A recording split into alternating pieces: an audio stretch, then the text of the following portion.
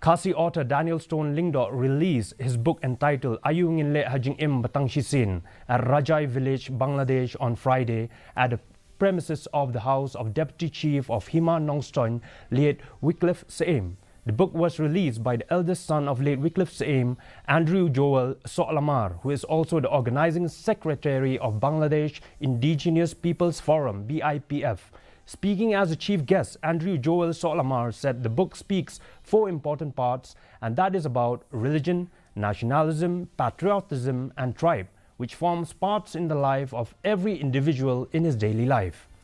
Present at the launch of the book is the 93-year-old wife of late Wycliffe Seim, Relimai Solamar.